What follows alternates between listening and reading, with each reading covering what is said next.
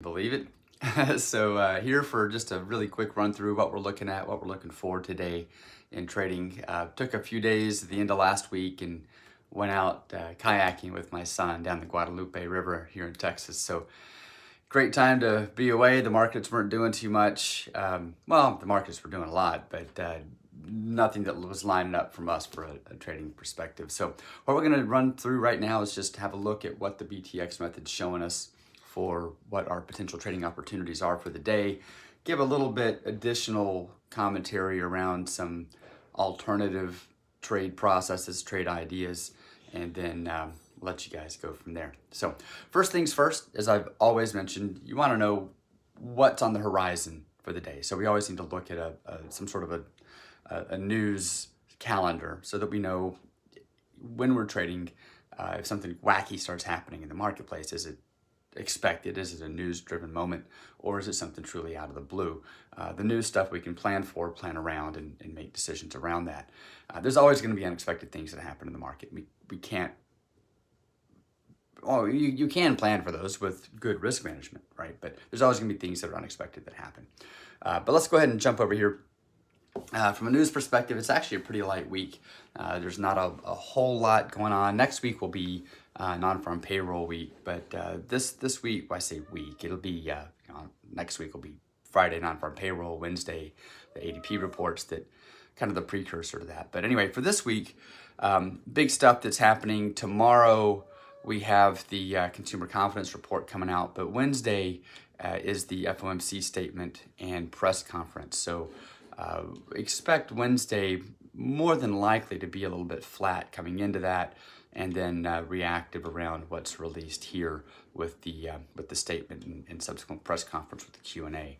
And then there's really not much else going on from there. We've got the GDP on Thursday and core CPE on Friday. So again, probably the biggest catalyst for potential market moves would be here on Wednesday, depending on what comes out of this FOMC release. With that said, it really doesn't change a whole lot about what we're doing when we're watching the market using the BTX method. I mean, we're looking for a quantifiable way of approaching the market. Again, as I've mentioned before, this isn't something that gives you 100% wins. There is nothing that does that. This gives you a quantifiable way of approaching the market, managing your risk, and managing your exits. It's a systematic way of trading that allows you to get that sure footing that you need. It's got positive expectancy over the long term.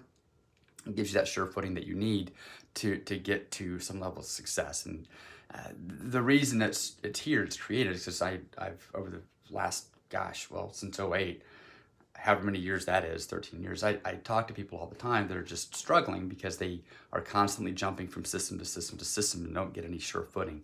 This will get you positive expectancy over that long term if you follow the method. So anyway, without going down too much about that, let's just look at what's going on here. What we're watching for is we're looking at what's happening on 2 time frames. So the blue and gold is a 4-hour moving average, and the green and red is the 30-minute. We're looking at our trading opportunities on a 30-minute time frame. So looking at the 4-hour, we see that we've got a long trend on the S&P. 30-minute shows we have a long trend as well. So based on this, we'd be looking for long trading opportunities. What that looks like would be something like this during regular trading hours. We'd like to see lower highs and lower lows, lower highs, lower lows, and then a breakout back in the direction of that current market trend, which would then allow us to go long. So we want to see a pullback. We want to see, as we come into the new regular trading hours, we'd like to see the S&P moving lower, and then we can trail our entry points at the top of those previously closed lower highs, and then wait for it to break back in the direction of that current trend. If it doesn't break, you're not in a trade, right?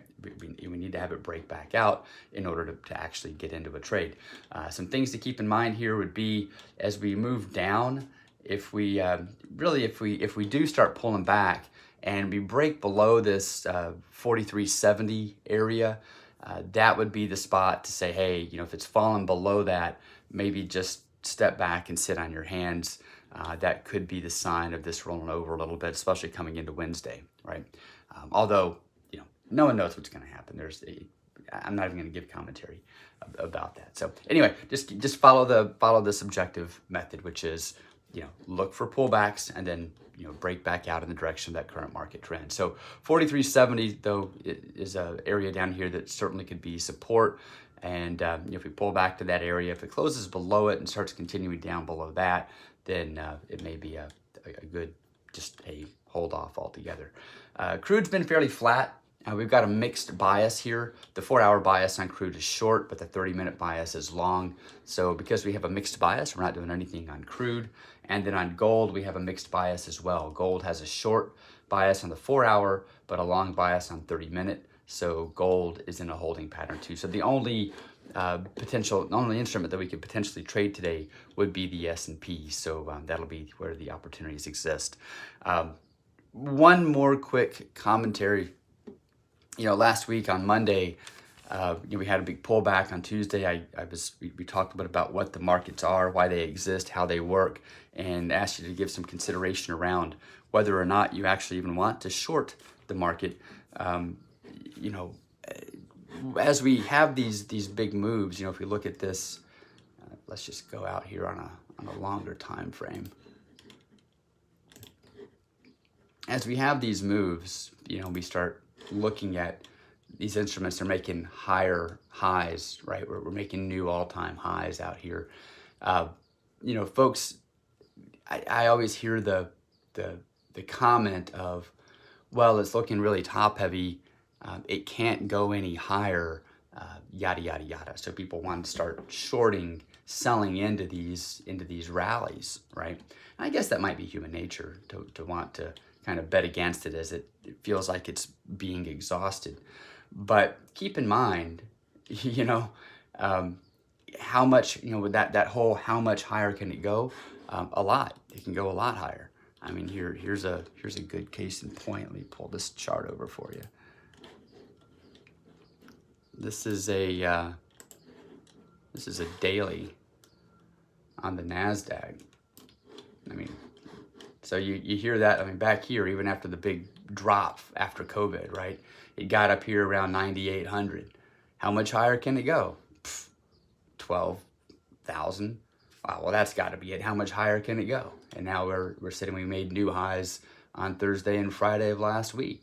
15 and change sitting up here. So it can go higher. And if you're taking these shorts and not having any kind of an exit plan, you can get yourself into a world of hurt. So I just want you to keep in mind, anything that you're doing when you're trading, have an exit strategy. Have your risk planned out and have an exit strategy if it moves against you. The VTX method gives you all of that. You've got your entry process and your exit process planned out already. So you're able to control that risk. Without it, you're really asking for trouble at some level. So I just want to give that quick reminder out there. Make sure, if you find yourself saying those things, oh, it can't go any higher, maybe step back and take stock of what you're saying. And why are you saying that? I mean, shorting the market is, like I've said before, a very viable trading process. Like anything else, though, you have to have a reason for doing it beyond just a gut feeling, right? There should be some quantifiable means, some quantifiable things that have occurred that are driving your trading decision. So with that said, I'm going to leave it here. We'll see what happens today. Again, the S&P, so the bucket that we're following, the S&P, crude, and gold. Crude and gold are mixed, so we don't have any trading opportunities there. The S&P has a long bias, so we're going to look for long trading opportunities on that. But do be aware of key support levels, and if we do break and close below those, especially on higher time frames, we may want to just take a step back out of the market. But anyway, look for the trading opportunities based on that method, and we'll come back tomorrow and see what happens and roll from there.